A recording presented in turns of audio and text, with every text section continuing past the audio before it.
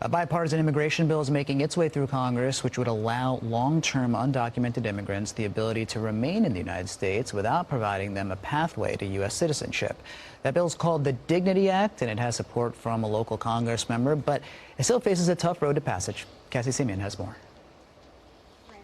Surrounded by advocates on Capitol Hill, Democrats and Republicans reintroduced the Dignity Act, a bill to provide a path to permanent legal status but not citizenship for qualifying undocumented immigrants who have been in the U.S. since December 31st, 2020. The fact is that we have a system that has failed the American people, and it has failed the immigrants and families who have sought to come here in search of a better life. The legislation couples new border security measures with protections for qualifying undocumented immigrants. In order to qualify for protections, undocumented immigrants would have to have a clean criminal record and pay an initial fee of $1,000. Over the next 7 years, they would have to report to the Department of Homeland Security every 2 years and pay an additional $6,000. When those steps are completed, they would receive a dignity status, which would allow for permanent residency for 7 years and could be renewed repeatedly. One co-sponsor of the Dignity Act, California Congressman Mike Levin, says linking the new border security measures with new protections for the undocumented is key. For me, the great appeal is to actually get to the challenge of both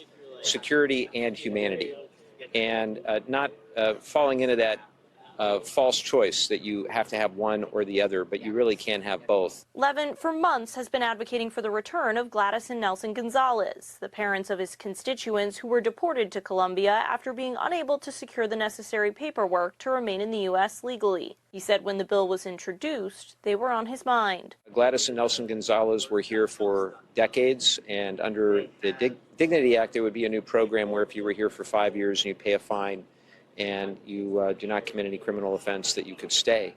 And ultimately, the Gonzalez family are a perfect example of why we need a bill like this. Levin and his co-sponsors say they feel this is the perfect time to pass the legislation to protect law-abiding individuals as the Trump administration ramps up deportations of undocumented immigrants. Congresswoman Maria Salazar, a Republican from Florida who is the bill's main author, made a direct plea for President Donald Trump to endorse the legislation. Mr. President, the eye of history is upon us. Some of the most shameful moments in our past as the country relates to how we have treated immigrants who are not criminals.